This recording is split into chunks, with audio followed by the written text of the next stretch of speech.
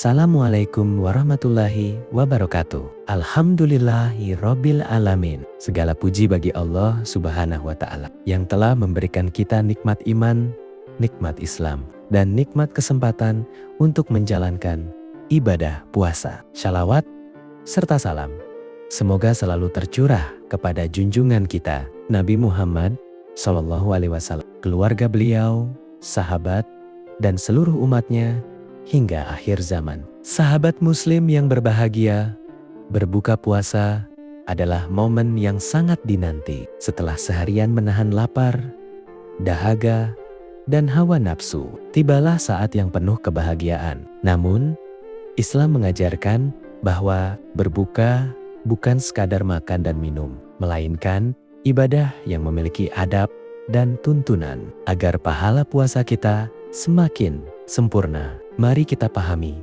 adab-adab berbuka puasa yang baik sesuai ajaran Rasulullah SAW. Yang pertama, menyegerakan berbuka. Ketika waktu maghrib tiba, Rasulullah SAW menganjurkan umatnya untuk tidak menunda-nanda berbuka.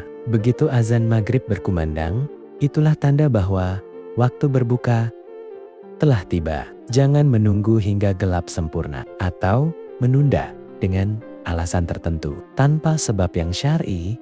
Menyegerakan berbuka adalah bentuk ketaatan kepada Allah dan mengikuti sunnah Nabi, karena di dalamnya terdapat keberkahan. Yang kedua, membaca doa sebelum berbuka. Sebelum menyentuh makanan dan minuman, dianjurkan untuk membaca doa. Kita memuji Allah atas nikmat yang diberikan dan memohon agar puasa kita diterima. Doa ini bukan sekadar lafaz, tetapi ungkapan syukur yang mendalam. Bayangkan, sepanjang hari kita menahan diri, lalu Allah izinkan kita menikmati rezekinya kembali. Momen berbuka adalah saat doa mustajab. Maka, jangan sia-siakan kesempatan ini. Angkat tangan, berdoalah untuk diri sendiri, keluarga, dan umat Islam seluruhnya. Yang ketiga, berbuka dengan yang manis dan sederhana. Rasulullah SAW biasa berbuka dengan kurma. Jika tidak ada kurma,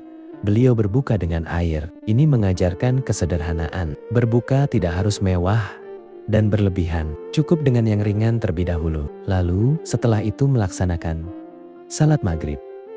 Kemudian makan secukupnya. Berbuka dengan yang manis membantu mengembalikan energi tubuh setelah seharian berpuasa, namun tetap dalam batas wajar, tidak berlebihan. Yang keempat, tidak berlebihan dalam makan dan minum.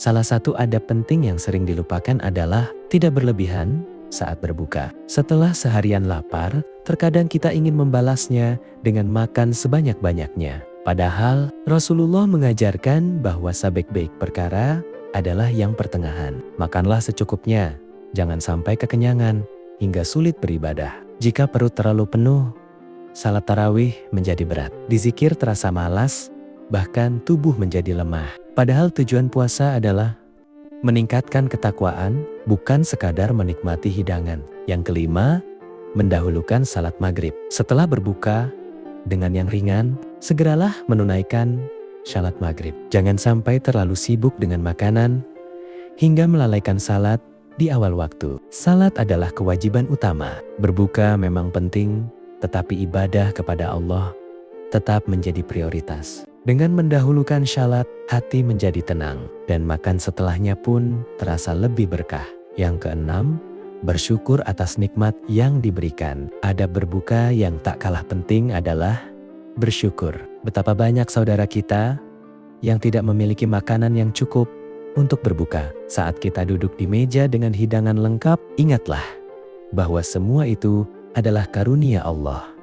Ucapkan hamdalah, rasakan nikmat itu dengan penuh kesadaran. Rasa syukur akan menambah keberkahan dan menjauhkan kita dari sifat kufur nikmat. Ketujuh, berbuka bersama keluarga. Berbuka bersama keluarga adalah sunnah yang indah. Di sana ada kebersamaan, kasih sayang, dan doa yang saling dipanjatkan. Momen berbuka bisa menjadi waktu mempererat hubungan suami istri, orang tua, dan anak. Duduk bersama, berbincang ringan, saling mendoakan, itu semua bernilai ibadah. Jika memungkinkan, berbukalah bersama, karena kebersamaan dalam kebaikan membawa keberkahan. Yang kedelapan, memberi makan orang yang berpuasa. Salah satu amalan besar di bulan Ramadan adalah memberi makan orang yang berpuasa. Pahalanya sangat besar.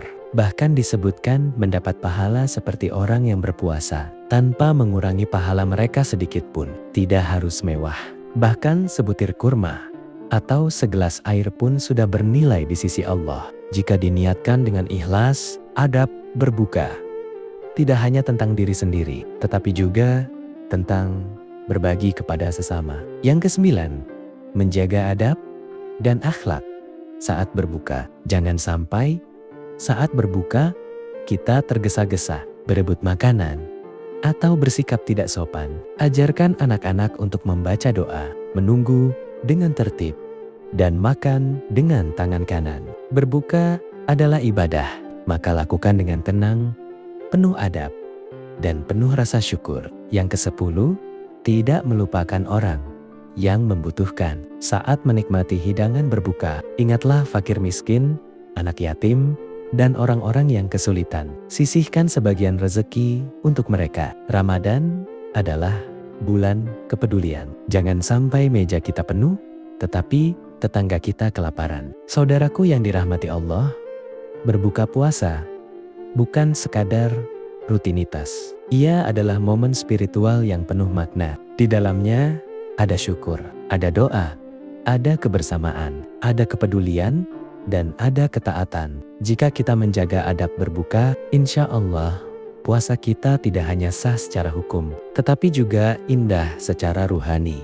Semoga Allah menerima puasa kita, menerima doa-doa kita, dan menjadikan kita hamba-hambanya yang bersyukur. Wassalamualaikum warahmatullahi wabarakatuh.